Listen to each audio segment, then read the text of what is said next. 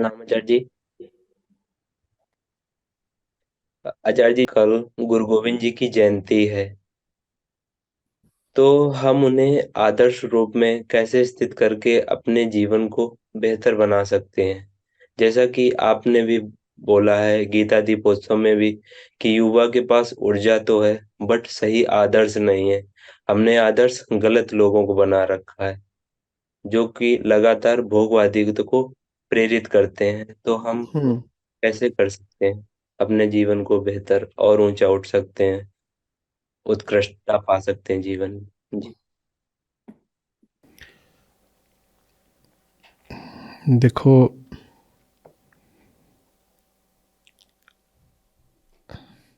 आंतरिक जगत में ज्ञान और प्रेम से शुरुआत होती है। ठीक है।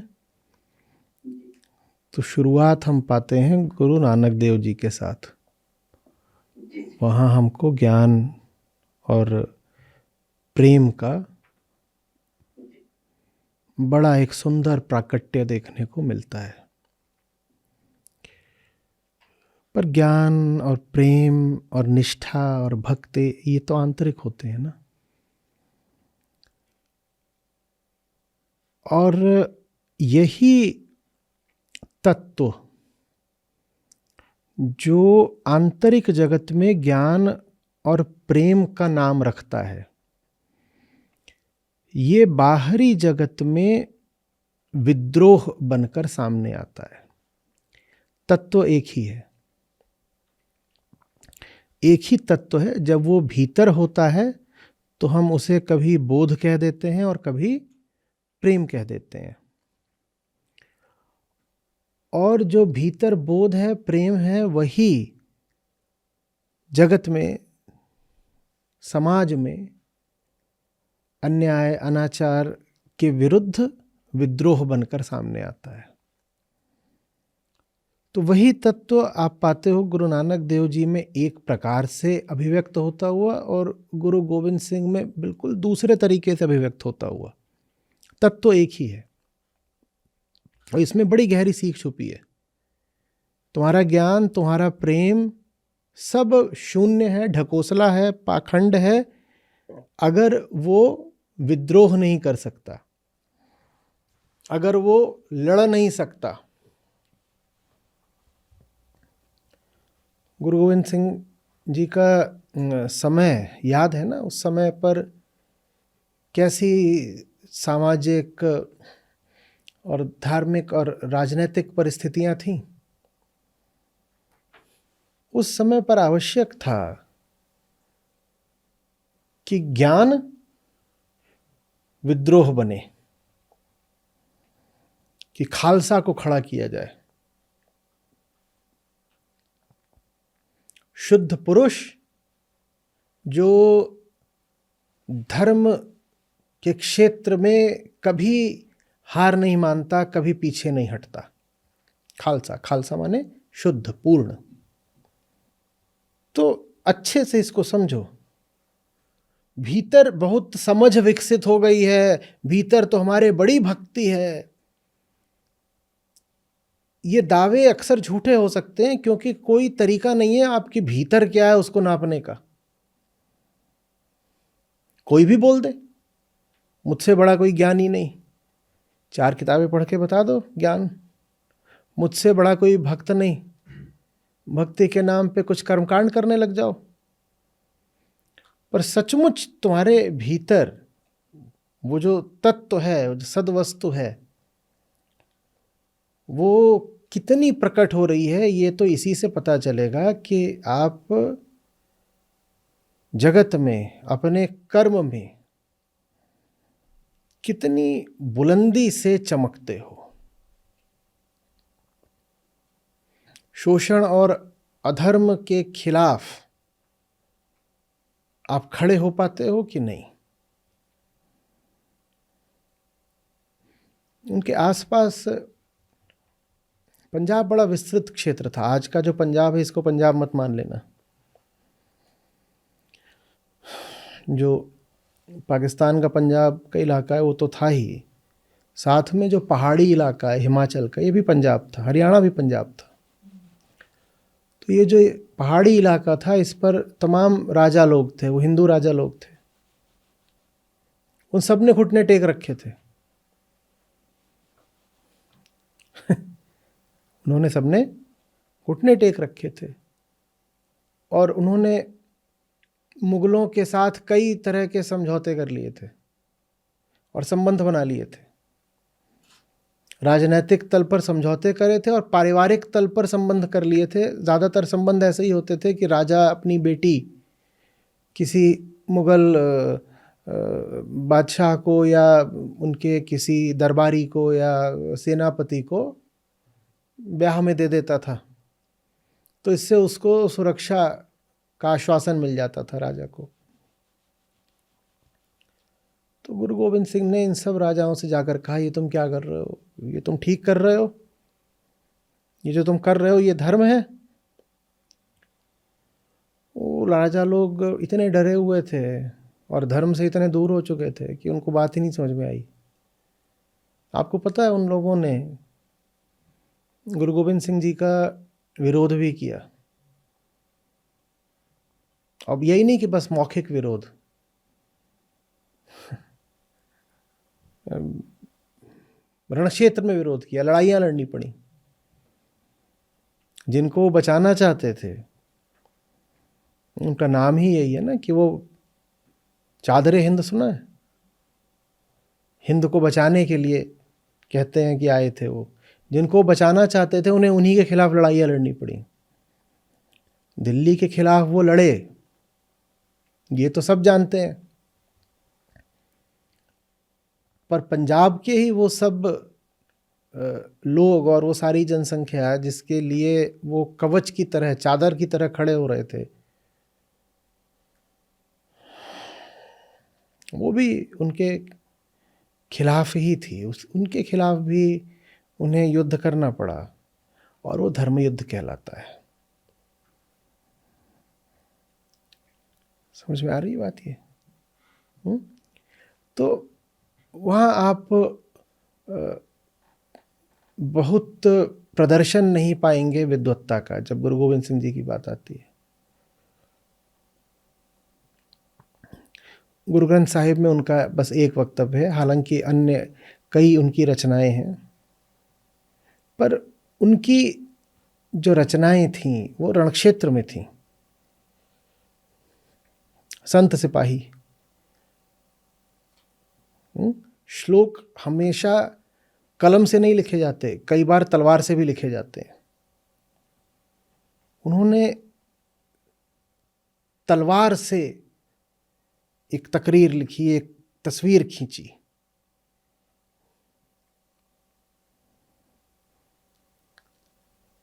समझ में आ रही बात ये? धर्म के क्षेत्र में भरे पड़े हैं ऐसे लोग, मुंह चलाने वाले, कोने में बैठकर ध्यान करने वाले, एकांत मनन और चिंतन करने वाले। और आज के समय में हमें चाहिए सक्रियता, आज के समय में हमें चाहिए जुझारूपन।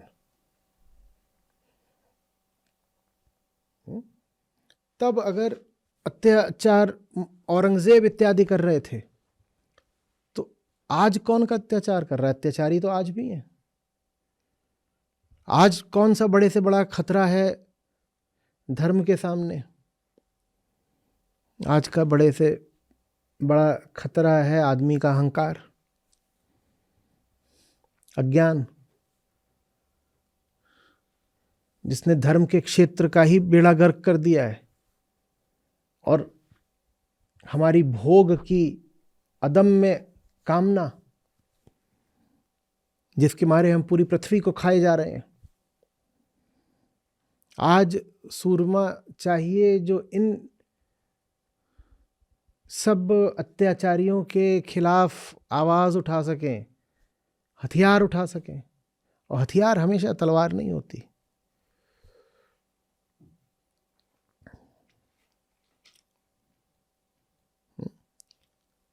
पर रण क्षेत्र आज भी है।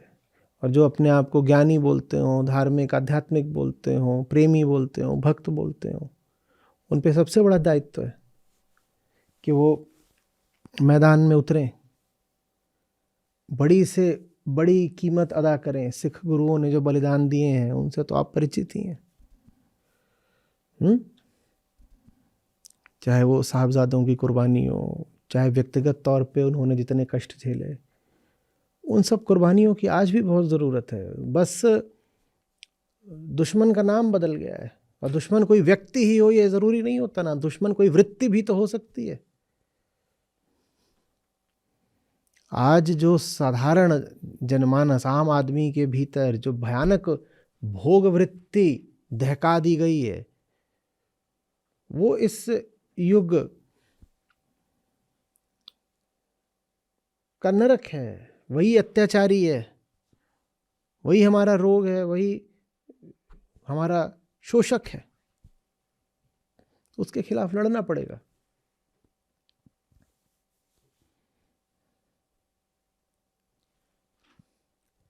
समझ रहे हो बात को?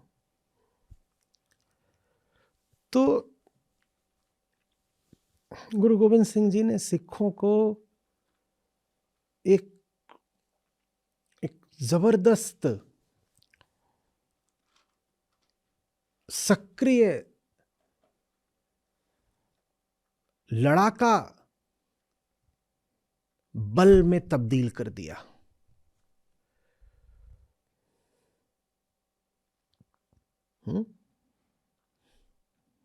और वो पूछा करते थे, कहते थे अगर तुमको सचमुच अमृत समझ में आया है तो तुम मेरे साथ क्यों नहीं हो। अमृत माने सत्य, अमृत माने आत्मा। बोलते थे अमृत अगर समझ में आया है तो मेरे साथ क्यों नहीं हो,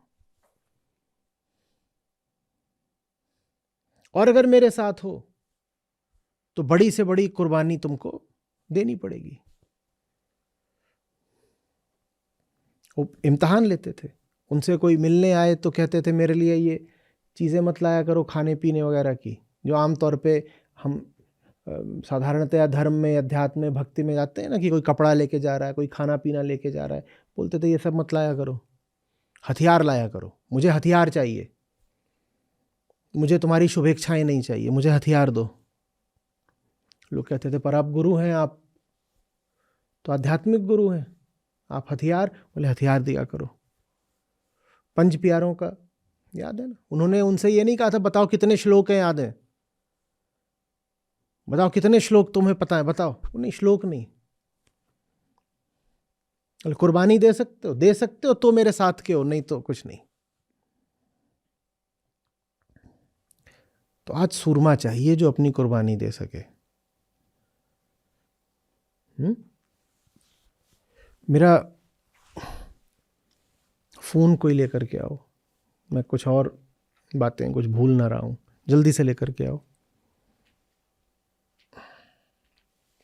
या उदित हो तो उदित का फोन लेकर के आओ। अध्यात्म जो खुलकर गरजने से डरता है वो अध्यात्म नहीं है, पाखंड है। पाखंड बस यही नहीं होता कि चोरी छुपे भोग कर लिया तो इसको पाखंड बोल दिया। जो तुम दावा करते हो कि समझ गए, उसको समझ करके न जीना सबसे बड़ा पाखंड है। जो तुम जानते हो कि सच है, उसको जान करके भी कह न पाना सबसे बड़ा पाखंड है। जहां आवाज उठनी चाहिए वहां आवाज को दबा देना सबसे बड़ा पाखंड है। जहां धर्मयुद्ध लड़ा जा रहा हो वहां पे जाके कोने में किनारे पे हाशिए पर बैठ जाना और वहां से दर्शक प्रेक्षक की भांति बस घूरना कि बढ़िया लड़ाई चल रही है, हम तो साहब दर्शक हैं, ये सबसे बड़ा पाखंड है।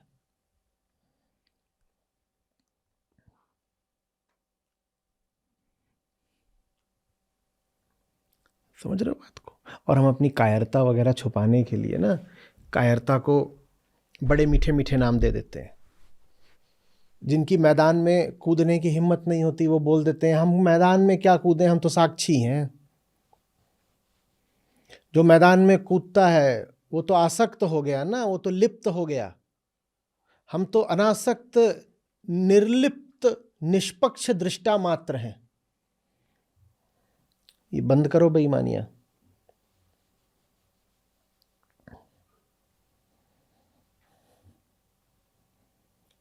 समझ रहे हो बात को?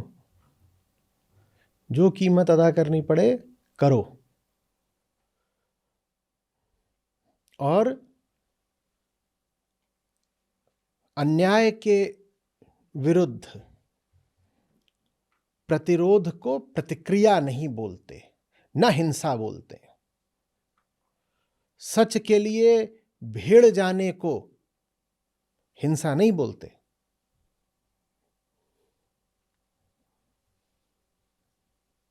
न झूठी परंपराओं और पूर्वाग्रहों और मान्यताओं के विरुद्ध आवाज उठाने को अमर्यादा बोलते हैं ना। ये अमर्यादा या बदतमीजी की बात नहीं है। झूठ के खिलाफ हम बोलेंगे, खुलकर बोलेंगे, इसमें मर्यादाहीनता क्या है?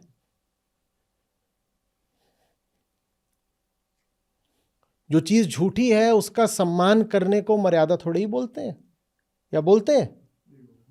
तो ये सब हमें गुरु गोविंद सिंह जी ने सिखाया। उन्होंने धर्म को एक नया आयाम दे दिया, तलवार का आयाम। ये नहीं कि उन्होंने कहा कि जो ज्ञान का आयाम है उसको छोड़ देना है, ना ना ना ना। ज्ञान का आयाम तो रहेगा, प्रेम का आयाम तो रहेगा, लेकिन साथ ही साथ सक्रियता, सशक्त सक्रियता का आयाम भी होना चाहिए।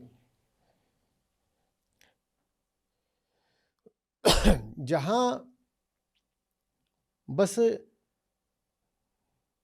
बोल बातचीत मात्र है और संघर्ष नहीं, वो फिर धर्म नहीं है, पाखंड। 2 मिनट मुझे दो।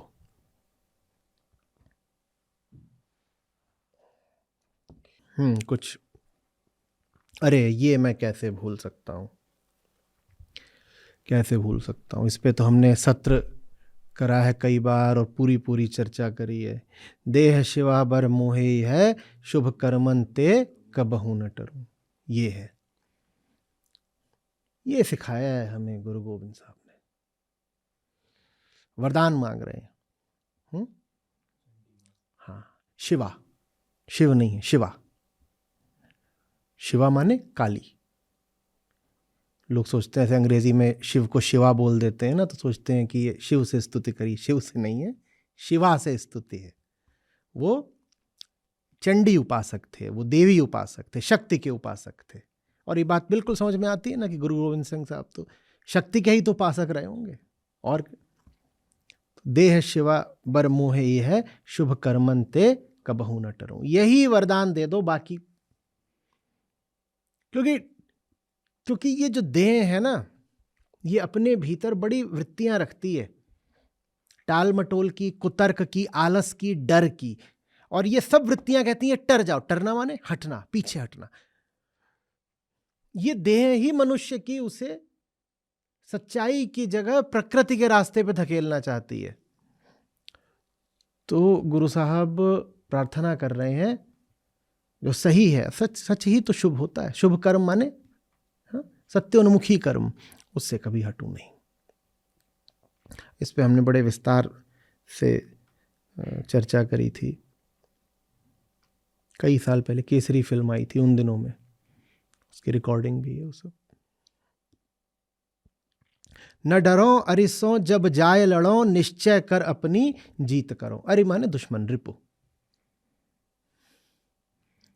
जब संघर्ष का क्षण आए, जब ये हो जाए कि अब साहब जान रह भी सकती है, जा भी सकती है, भरोसा कुछ नहीं, मेरा निश्चय अडिग रहे,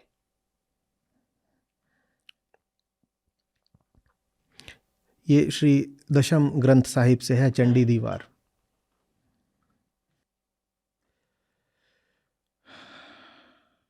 सुंदर। अरु सिखहो आपने ही मन को, इह लालच हो गुण तऊ उचरो। मेरा मन शिष्य बन जाए, मेरा मन ये सीख जाए, यही लालच करे। कामना के लिए कह रहे हैं, मन में कामनाएं तो होती हैं, कह रहे हैं मेरे मन में यही लालच हो गुण तव उचरो। तव माने आपके, तव आपके, तव मम तव, वैसे आपके ही गुणों को वो याद करे। माने अपने अहंकार को, अपनी सत्ता को मैं बहुत स्मरण में न रखूं, मैं आपको स्मरण में रखूं। शक्ति, देवी, सच्चाई, मैं आपको याद रखूं। कब? जब रण क्षेत्र में उतरूं। और रण क्षेत्र तो उनका पूरा जीवन ही था, हम सबका ही पूरा जीवन है। जब आव की औध निदान बने, अति ही रण में तब जूझ मरूं।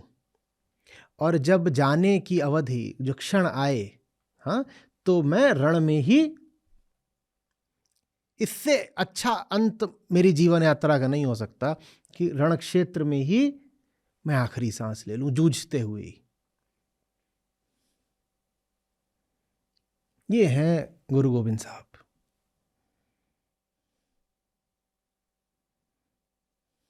शक्ति, बल, सच्चाई, जो आज हम सबको चाहिए, राष्ट्र को भी चाहिए, विश्व को भी चाहिए। क्योंकि आज के समय सुविधाएं इतनी बढ़ गई हैं कि जूझ पड़ना बड़ी महंगी बात हो गई है। लगता है सब ठीक ही तो चल रहा है, क्या करना है, और कोई करे तो कोई और करे, हम काहे को जूझ मरे।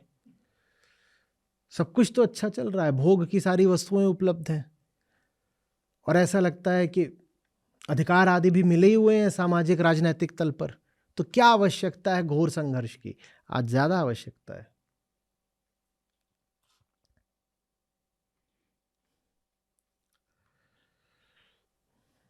बीस वर्ष की आयु में यह शब्द कहा गया था। अब बताओ क्या करना है। क्या आयु शुभंकर? 20 वर्ष। 20 वर्ष में वो कह रहे हैं कि जूझ मरूं, देह शिवा वर मोहे है, मैं जूझ मरूं, और नहीं मैं कुछ मांग रहा, जीवन नहीं मांग रहा, सही मृत्यु मांग रहा हूं।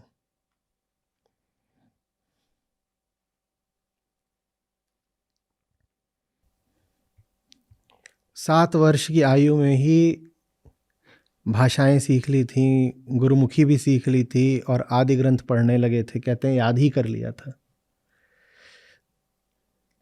ब्रज, फारसी, संस्कृत में निपुणता हासिल कर ली थी, और ज़रूरत नहीं कहने की कि शस्त्र कला भी, और ये सब बिल्कुल कम उम्र में।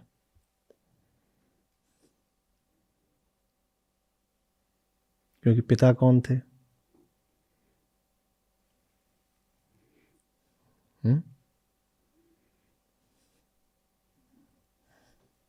अब सबको नहीं मिलेंगे गुरु तेग बहादुर जैसे पिता, पर नहीं भी मिले हों तो हमारे पास संतों के, गुरुओं के वचन तो है ना। हम उनको पिता समान मान सकते हैं, हम उनसे सीख सकते हैं।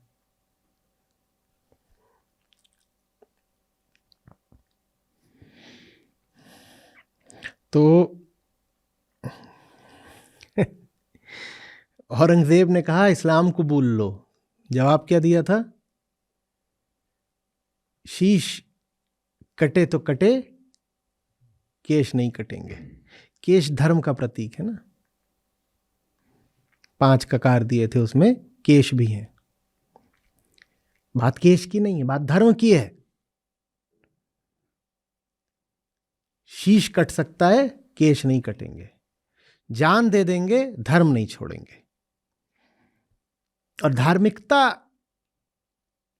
यहीं पर आकर के परखी और पहचानी जाती है कि जान देने को तैयार हो धर्म के लिए कि नहीं। और धर्म माने ये नहीं कि मेरी जो मान्यताएं हैं और मैंने जो अपनी पारंपरिक पहचान बना ली उसको धर्म नहीं बोलते। सत्य मात्र के लिए जीने और मरने को धर्म बोलते हैं, उसके अलावा धर्म कुछ नहीं होता। कोई नाम पकड़ लिया इसको धर्म नहीं बोलते कि मैं फलानी परंपरा से हूं, समुदाय से हूं, संप्रदाय से हूं तो मैं इस धर्म का हो गया, वो नहीं धर्म होता। तो ऐसे ही है। तो छोटी उम्र में ही उन्होंने गुरु गद्दी को संभाला था। क्यों संभाला था? कैसे हुई थी मृत्यु?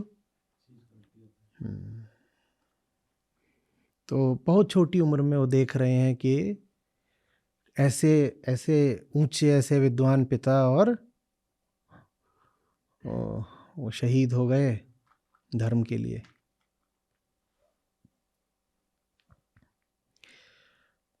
और कहानियां हैं जिनका सार ये है कि देख रहे थे कि आम आदमी कितना कमजोर है, संघर्ष से, विद्रोह से, उठ खड़े होने से कितना घबराता है।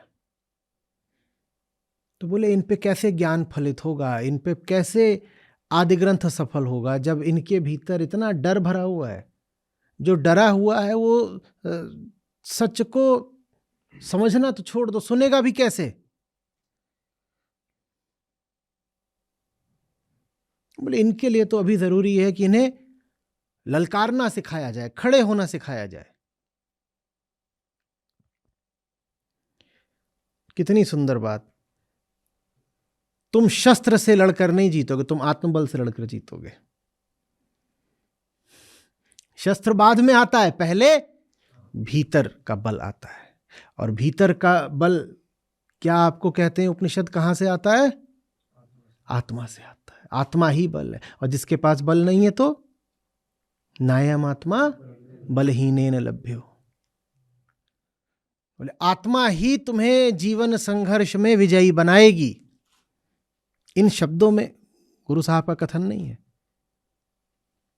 पर बात वही है पीछे जाकर के अगर समझोगे तो।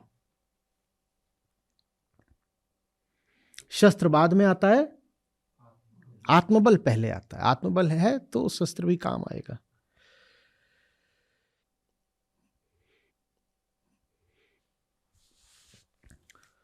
खालसा पंथ के पहले 5 लोग कौन थे, अभी उल्लेख हमने किया ही। जो सर कटाने को तैयार सो खालसा, 5 लोग। यही परीक्षा ली थी, सर कटेगा ठीक, कोई बात नहीं, जाओ तुम भी कटा के आओ।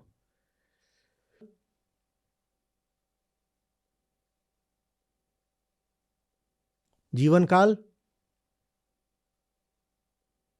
कितने वर्ष जिए? 41। बस।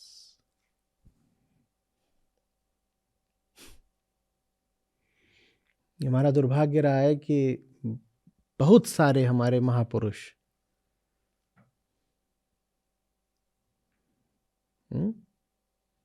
जो संघर्ष उन्होंने हमारे लिए लड़े, वो स्वयं उस संघर्ष में अपनी आहुति दे देते हैं।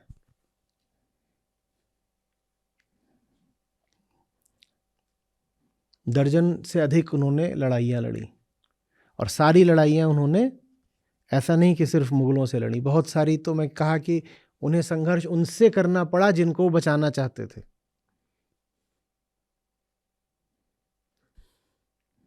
चारों बेटे खोए, अपनी माता को खोया, अन्य संबंधियों को खोया, और ये सब होने के बाद भी कई वृतांत हैं जहां वो कहते हैं कि मैं तुमको व्यर्थ ही लड़ना नहीं सिखा रहा हूं, जब और कोई तरीका ना बचे तब शस्त्र उठेगा।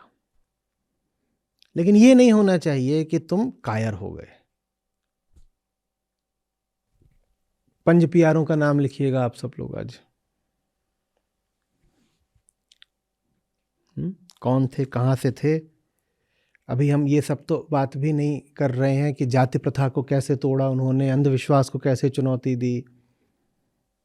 जो आसपास के राजा लोग उनसे खफा हुए थे, उसमें एक कारण ये भी था कि देखो इन्होंने तो जो तथाकथित निचली जातियां हैं उनके लोगों को भी इकट्ठा कर दिया है और उनको व्यवस्थित ऑर्गेनाइज कर दिया है और उनके हाथों में हथियार दे दिए हैं, और वो लोग अब अन्याय और अधर्म के खिलाफ खड़े हो रहे हैं।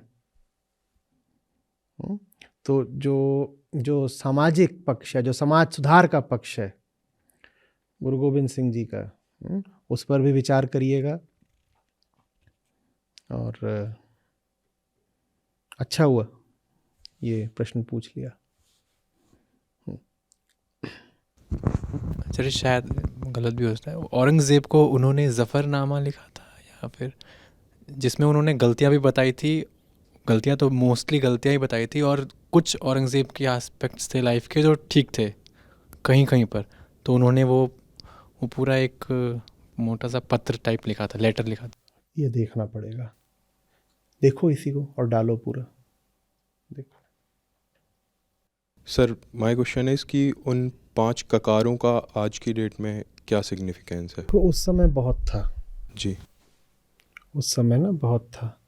कारण समझो, उस समय की परिस्थितियों में प्रवेश करो थोड़ा।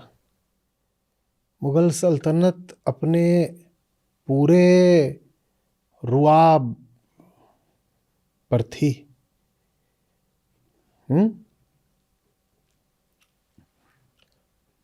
बाबर, हुमायूं, अकबर, इन सब के बाद जो सबसे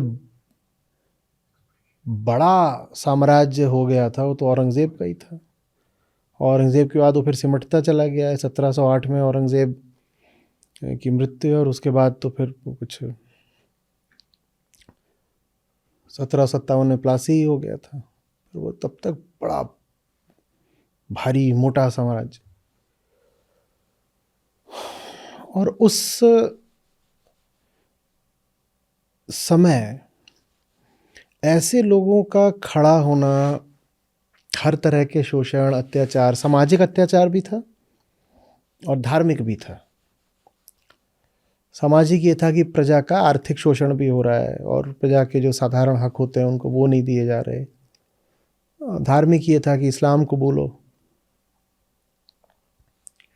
उसके खिलाफ इन मुट्ठी भर लोगों का खड़े हो जाना बड़ी ज़बरदस्त बात थी। ऐसे में जो लोग पहले पहल खड़े होते हैं ना,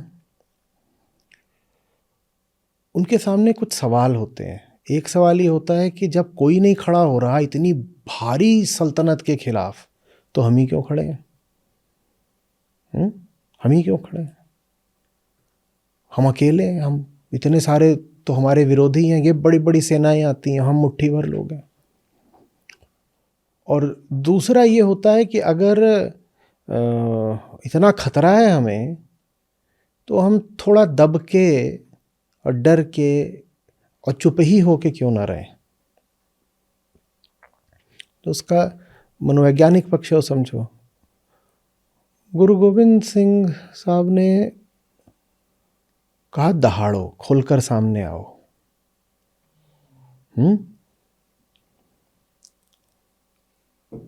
ये जो केश हैं ये दहाड़ हैं, उद्घोषणा है।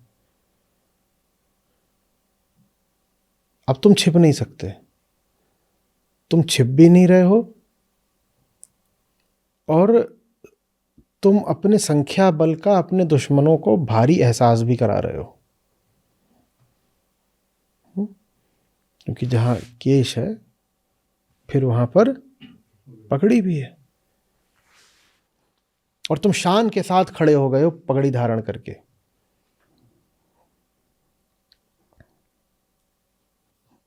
तुम अकेले भी नहीं हो और हमने तुमको चुप भी नहीं रहने दिया है। देखो कितने सारे हो गए हो। और आप गौर करिएगा,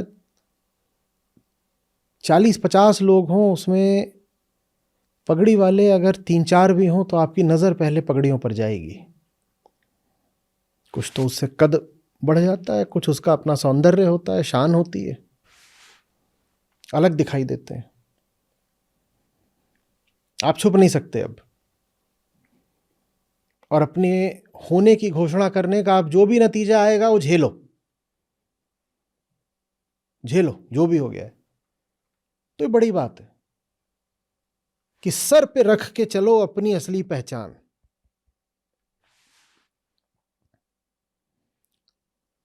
समझ में आ रही बात? यही चीजें आप फिर कड़े से भी जोड़ सकते हो। कंघा तो आप समझ ही रहे हो, अब केश हैं तो कड़े से भी जोड़ सकते हो, कृपाण से भी जोड़ सकते हो। तो ऐसे करके, पर जो सबसे ज़्यादा महत्व है वो पगड़ी का होता है, केशों का होता है। डिक्लेयर, डिक्लेयर विद अप्लॉम्ब, ये है भाव उसमें। क्योंकि बहुत एक छोटी सेना थी उनकी, समझो। ये तो मत पूछो कि मुगलों औरंगज़ेब से कितनी छोटी थी। जो उधर के वो पहाड़ के, हिमाचल वगैरह के, जो आज का हिमाचल क्षेत्र है, तब हिमाचल नहीं बोलते, जो उधर के राजा थे ना, उनसे भी छोटी थी सेना। और कोई बहुत समृद्ध सेना उनकी नहीं थी। ऐसा थोड़ी है कि जो समाज के सबसे उच्च शिक्षित लोग थे वो उनके पास आ रहे थे, या जो समाज के सबसे दबंग लोग थे, या जो सबसे धनी लोग थे वो लोग उनके पास आ रहे थे। जब भी कोई नया धार्मिक केंद्र शुरू होता है ना, एक नई धारा फूटती है, तो आरंभ में उसमें जो दमित लोग होते हैं, ठीक है, जिनके साथ समाज ने अन्याय किया होता है, जिनके पास धन, शक्ति, सामर्थ्य नहीं होता, पहले वही लोग आते हैं। गुरु साहब के पास ही पहले ज़्यादा वही लोग आए थे। तो अब ऐसे लोगों को लेना और उनको आत्मविश्वास दिलाना और उनको एक लड़ाका सेना, एक फाइटिंग फोर्स में तब्दील कर देना, इसके लिए ज़रूरी था कि उनको एक बड़ी गौरव भरी पहचान दी जाए। वो गौरव भरी पहचान दी गई। रखो, ये है, हाथ दिखेगा तो कड़ा दिखेगा, हाथ कटे तो कटे, कड़ा नहीं उतरेगा, और सर कटे तो कटे, पगड़ी नहीं उतरेगी। सबको बता दो, सबको जता दो, कांप जाए दुश्मन, खुली उद्घोषणा है। जो भीतर से हो वो बाहर भी तो प्रकट हो, और गरज के प्रकट हो, ये बात थी।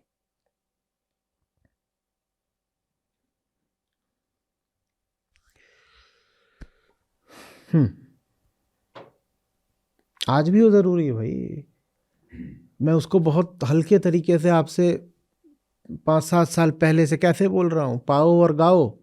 जो हो उसको छुपा के रखोगे तो जो मिला है वो गंवा दोगे।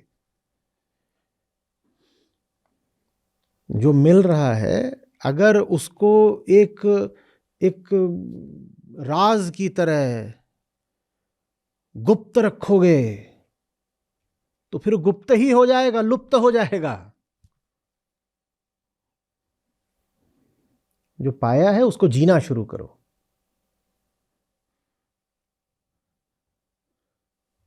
ज्ञान दहाड़ता है, शर्म से लुका नहीं रहता है कहीं पर कि छुपे हैं, ज्ञान बहुत है पर छुप छुप के हम जी रहे हैं और बोलेंगे नहीं, अपनी पहचान सामने नहीं लाएंगे, एनोनिमस रहेंगे, एनोनिमस। कम्युनिटी पे भी तो बहुत लोग ना अपना नाम लिखते हैं ना अपनी तस्वीरें लगाते हैं। अब समझ में आ रहा है क्यों आवश्यक था कहना शिष्यों को, सिख माने शिष्य, क्यों आवश्यक था सिखों को कहना कि तुम सामने आओ, तुम कहीं भी रहो पता चलना चाहिए कि तुम शिष्य हो, तुम कहीं भी हो पता चलना चाहिए कि शिष्य हो। क्योंकि जैसे आप तो क्या करते हो, सामने नहीं आएंगे। आदमी तो वही है और आदमी का मनोविज्ञान भी पूरा वही है। शताब्दियां बीतती रहती हैं, हम थोड़ी बदलते। किसी को अपनी बात पूछनी होती है तो बोलता है ये मेरे एक दोस्त का प्रश्न है, तो अपने दोस्त को ही ले आते। दोस्त क्या ही नहीं आ रहा सामने, हमने तो कोई प्रतिबंध नहीं लगाया। कोई अपने नाम से पूछ लेता है तो फिर बाद में कहता है कि वो मेरा मुंह छुपा देना, वीडियो में नहीं आना चाहिए मुंह। हम डरते हैं, हम अपने पापों पर कम लज्जित होते हैं, हम सबसे ज्यादा लज्जित अपनी सच्चाई पर होते हैं। जो पाप हमने कर रखे होते हैं उनको तो हम फिर भी खुलेआम दर्शाते फिरते हैं, लो ये मेरा पाप, ये मेरा पाप। लेकिन कहीं धोखे से भूले भटके सच आ जाए आपकी जिंदगी में तो आपको इतनी शर्म आती है कि पूछो मत।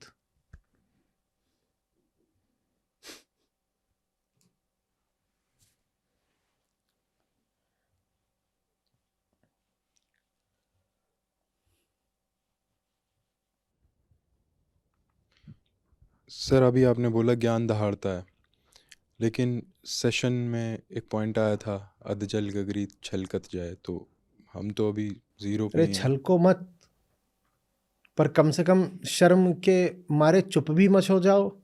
और अधजल गगरी तो तुम्हारी गगरी भरेगी कब? ज्ञान कभी पूर्ण तो होता नहीं। ये तो अपने आप को बड़ी सुविधा दे दी कि जब भी कभी संघर्ष का क्षण आए तो कह दो मैं तो अधजल हूं। मालूम है ना, जब फौज के लिए भर्ती होती है तो बहुत सारे यही बोल के बच जाते हैं कि मैं तो बीमार हूं, मेरी सेहत अभी आधी है, माने मैं अधजल हूं। तो अपने आप को आधा अधूरा कहना, कमजोर कहना या बीमार कहना बड़े काम की, बड़े उपयोग की, बड़े स्वार्थ की बात होती है। मजा आ जाता है बिल्कुल। भाई जो हट्टे कट्टे हो और जो स्वस्थ हो वो जाकर के संघर्ष करें। मैं तो अधजल हूं, मैं तो अस्वस्थ हूं, मैं अभी पूरा नहीं हुआ हूं, तो मैं थोड़ी संघर्ष करूंगा, मैं तो बीमार हूं, मैं तो अभी पूरा नहीं हुआ, मैं तो अभी पका नहीं, मैं तो अभी पका नहीं। जाओ माली फूलों को तोड़ो, मैं तो अभी कली हूं, मुझे मत तोड़ना, मैं तो अभी कली हूं। अरे 70 साल की कली।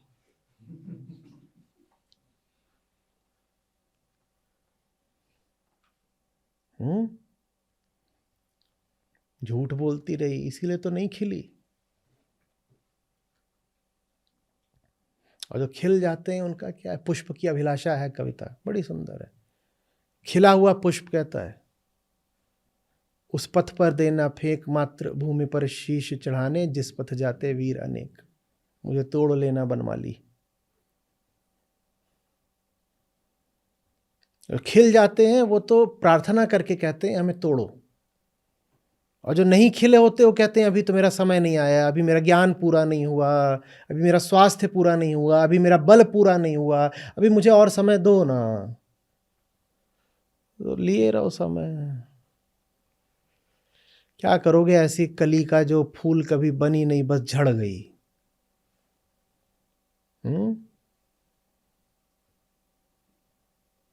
फूल भी वही कली बन पाती है जो टूटने को तैयार होती है। जो टूटने को तैयार नहीं, वो कली फूल कभी नहीं बनेगी। जानते हो भाषा में भी यही बोलते हैं, कली का चटकना। कहते हैं कि अगर बहुत शांति हो, निस्तब्धता हो, तो कलियों के चटकने की आवाज भी सुनाई देती है। कली जब चटकती है तभी फूल बनती है। आप चटकने को राजी ही नहीं हो रहे कि हाय हाय दर्द होता है, बहाने और बनाते हो, तो फूल कैसे बनोगे?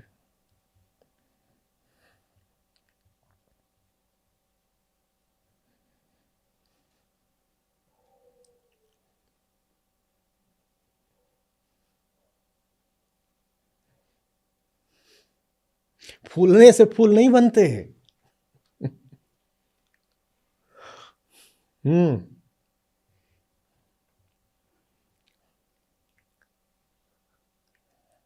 बोलिए बोलिए।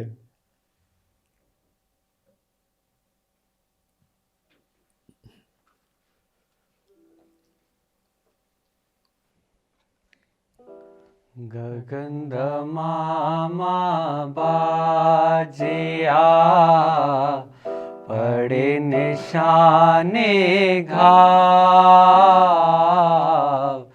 गगन मामा बाजिया पड़े निशाने घाव,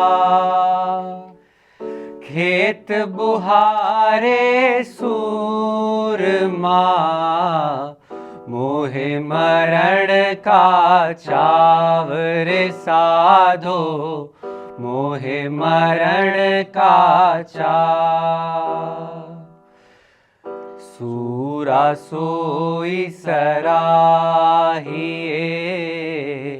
लड़े मुक्ति के हेत,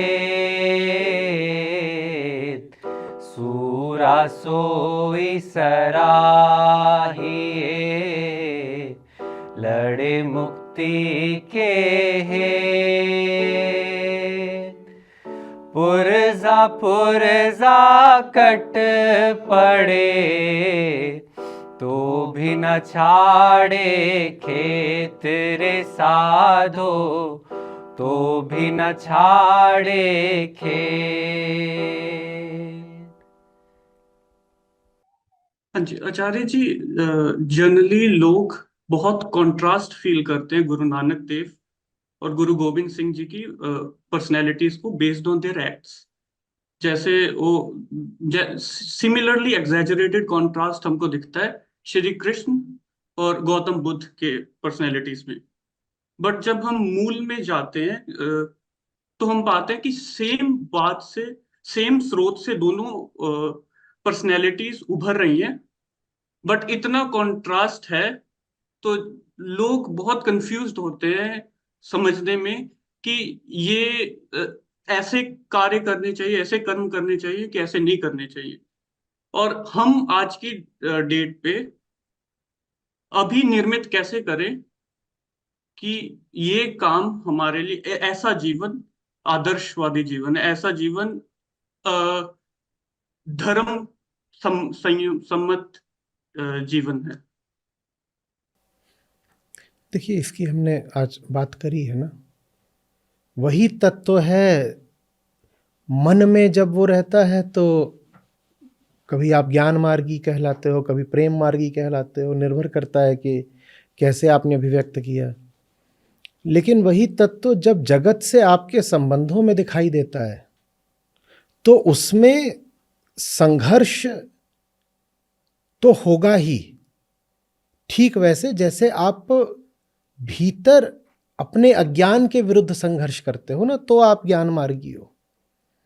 भीतर आप अपनी ढिठाई और अपनी अकड़ के विरुद्ध संघर्ष करते हो ना, तो आप प्रेम मार्गी हो। वैसे ही बाहर भी सच्चाई का मतलब संघर्ष ही होता है। इसमें लोगों को ताज्जुब कहां पर आ जाता है, मुझे ये ताज्जुब है। जो भीतर योद्धा है वो बाहर युद्ध क्यों नहीं करेगा भाई? ज्ञानी होने का अर्थ ही होता है भीतर का योद्धा होना। और जो भीतर का योद्धा है, जब जरूरत पड़ेगी, सामाजिक माहौल इस तरह का होगा विषम, तो वो बाहर भी युद्ध करेगा ना। ये ज्ञान लेकर के बस बैठे रहोगे, बाहर कुछ भी चलता रहे, कोई प्रतिसाद नहीं होगा, फिर सम्यक कर्म का क्या अर्थ है? फिर हम क्यों बोलते हैं कि गीता के अध्याय 2 से अध्याय 3 फलित होता है? फिर हम क्यों कहते हैं कि ज्ञान योग जहां होगा वहां कर्म योग को होना पड़ेगा? तो ज्ञान योग पहले आया, कर्म योग बाद में आया। वैसे ही आप फिर संबंध देखते हो गुरु नानक देव में और गुरु गोविंद सिंह जी में। जहां ज्ञान होगा, जहां भीतरी सच्चाई होगी, वहां बाहरी संघर्ष आएगा ही आएगा। भीतर के अंधेरे से लड़ोगे और बाहर के अंधेरे से नहीं लड़ोगे, ऐसा कैसे करोगे? और ऐसा अगर करोगे तो फिर तुम पाखंडी हो ना। अभी हमने बात करी तो कोई कहे कि मैं तो बस भीतर भीतर जूझता हूं और बाहर घुटने टेकता हूं, ऐसे आदमी को क्या कहोगे? ये सच्चा आदमी हुआ क्या?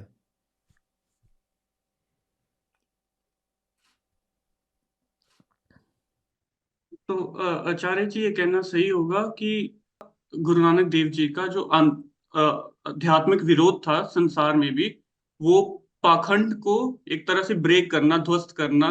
जैसे उनकी कथाएं थी कि हरिद्वार में वो जाके वेस्ट की तरफ पानी फेंक रहे हैं। वो सारी ही कथाएं देखो संघर्ष की ही तो है ना।